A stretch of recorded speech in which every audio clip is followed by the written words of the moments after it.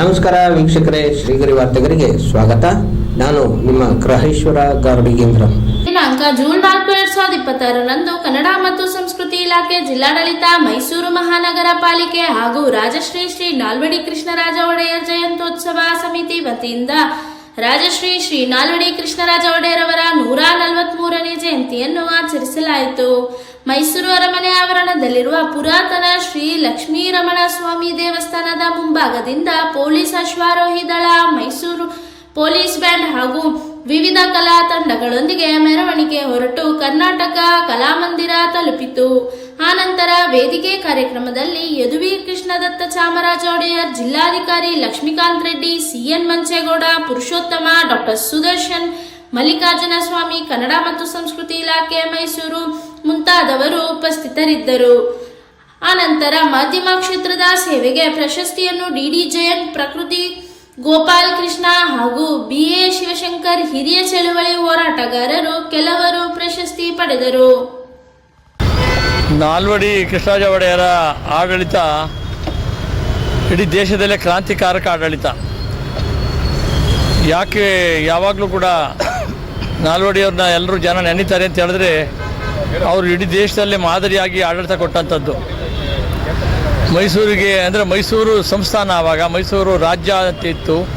ಆ ಇಡೀ ರಾಜ್ಯಕ್ಕೆ ಬೇಕಾದಂಥ ಎಲ್ಲ ಸೌಲಭ್ಯಗಳನ್ನ, ಅದು ಇಂಡಸ್ಟ್ರಿಗಳಿರ್ಬೋದು, ಕಾರ್ಖಾನೆಗಳಿರ್ಬೋದು, ಎಲ್ಲ ಥರ ಕನ್ನಂಬಾಡಿ ಕಟ್ಟೆ ಮಾಡಿದಂಥದ್ದು ಇರ್ಬೋದು, ಪ್ರತಿಯೊಂದು. ಎಲ್ಲಕ್ಕಿಂತ ಹೆಚ್ಚಾಗಿ ಅಸಮಾನತೆ ಏನಿತ್ತು, ಅಂಬೇಡ್ಕರ್ ಅವರು ಸಂವಿಧಾನದಲ್ಲಿ ಸಮಾನತೆಯನ್ನು ಕೊಟ್ಟರು.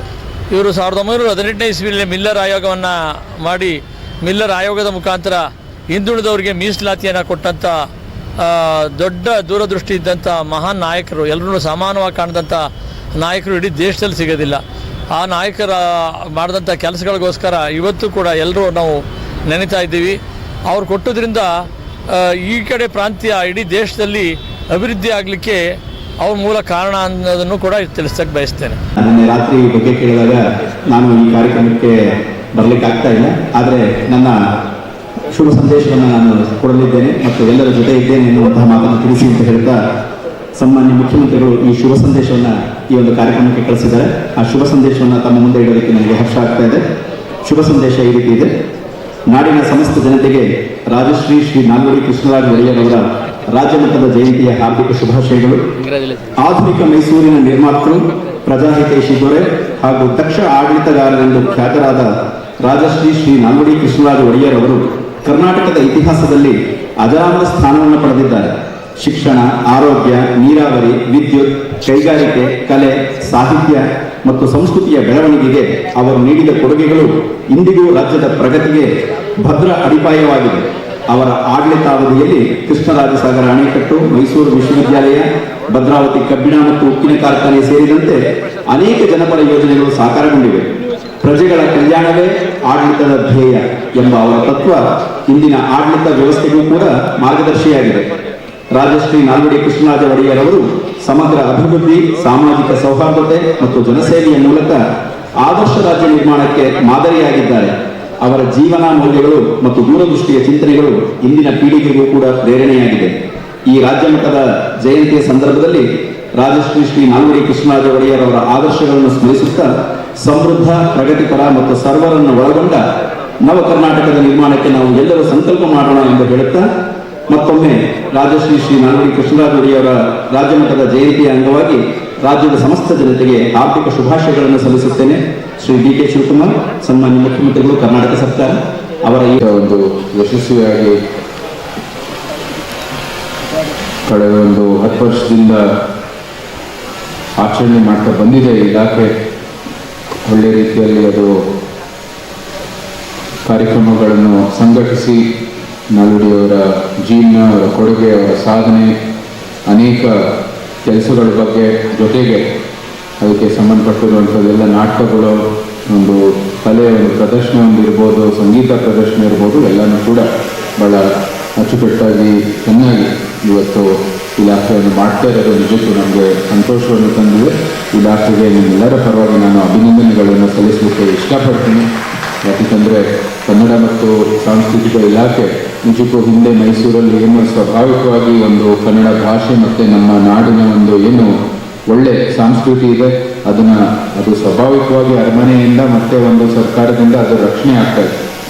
ಸ್ವಾತಂತ್ರ್ಯದ ನಂತರ ಈ ಒಂದು ಇಲಾಖೆ ನಿರ್ದಿಷ್ಟವಾಗಿ ಈ ಒಂದು ಕ್ಷೇತ್ರವನ್ನು ಇನ್ನೂ ಒಂದು ಒತ್ತು ಕೊಡಬೇಕಾಗಿದೆ, ಪ್ರೋತ್ಸಾಹ ಕೊಡಬೇಕಾಗಿದೆ ಅಂತ ಕೆಲಸ ಮಾಡಬೇಕು ಅಂತ ಒಂದು ಗುರಿ ಇಟ್ಕೊಂಡು ರೂಪಿಸಿರುವಂಥದ್ದು.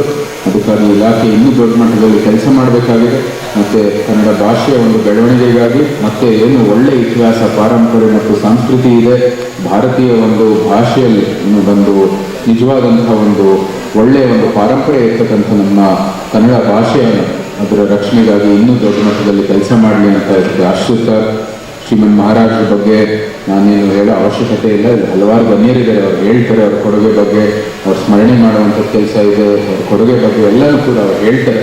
ಜೊತೆಗೆ ನಾನೇ ಅವ್ರ ವಂಶದಿಂದ ಬಂದು ಒಂದು ಕುಡಿಯಾಗಿ ಇವತ್ತು ಹೊಗಳುವಂಥದ್ದು ಅರ್ಥಪೂರ್ಣ ಅಲ್ಲ.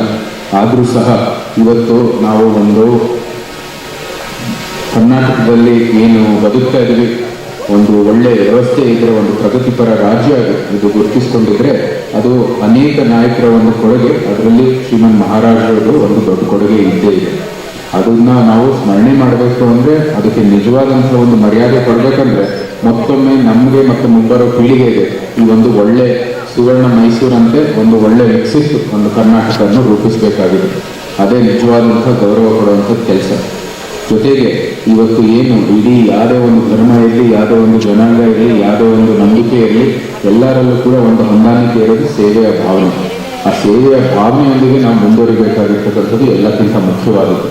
ಅದಕ್ಕಾಗಿ ನಾವು ಇಡೀ ದಿನ ಈ ಒಂದು ಸೇವೆಗಾಗಿ ಸಮರ್ಪಣೆ ಮಾಡಿ ಅಂತ ನಾವು ಒಂದು ಕೂಗನ್ನು ಕೊಟ್ಟಿದ್ದೀವಿ. ಅದಕ್ಕಾಗಿ ಹಲವಾರು ಜನ ಇದಕ್ಕೆ ಬಂದು ಈ ಚಾಲನೆಗೆ ಸೇರಿದ್ದಾರೆ. ಅದಕ್ಕಾಗಿ ನಾನು ನಿಜಕ್ಕೂ ಚಿರಋಣಿಯಾಗಿದ್ದೀನಿ. ಈ ಕಾರ್ಯಕ್ರಮದಲ್ಲಿ ಎಲ್ಲವನ್ನು ಕೂಡ ಎಲ್ಲರೂ ಚೆನ್ನಾಗಿ ಹೇಳಿದ್ದಾರೆ. ಅದರಲ್ಲಿ ನನ್ನದೊಂದು ವಿಶೇಷ ಏನಪ್ಪ ಅಂದರೆ, ನಾಲ್ವಡಿ ಕೃಷ್ಣರಾಜ ಒಡೆಯರವರು ಮಹಿಳೆಯರ ಸಬಲೀಕರಣಕ್ಕೆ ಬಹಳ ಒತ್ತು ಕೊಟ್ಟಿದ್ದಾರೆ. ಆಮೇಲೆ ನೋಡಿ KRS ಕಟ್ಟಿದ್ದಾರೆ. ಕಟ್ಟತಕ್ಕಂಥ ಸಂದರ್ಭದಲ್ಲಿ ಹಣಕಾಸಿಗೆ ಮುಗ್ಗಟ್ಟಾದಂಥ ಸಂದರ್ಭದಲ್ಲಿ ಅವರ ಒಡವೆಯನ್ನು ಅಂದರೆ ಚಿನ್ನದ ಆಭರಣಗಳನ್ನು ತೆಗೆದುಕೊಂಡೋಗಿ ಮಾರಿ ಬಂದಂಥ ದುಡ್ಡಲ್ಲಿ ಅವರು ಕನ್ನಂಬಾಡಿಯನ್ನು ಕಟ್ಟಿದ್ದಾರೆ. ಮತ್ತೆ ಮುಂದಿನ ವಾರ್ತೆಗರಿಯಲ್ಲಿ ಭೇಟಿಯಾಗೋಣ. ಶ್ರೀಗರಿ, ನಿಮ್ಮ ಮನದಾಳದ ಗರಿ. ನಮಸ್ಕಾರ.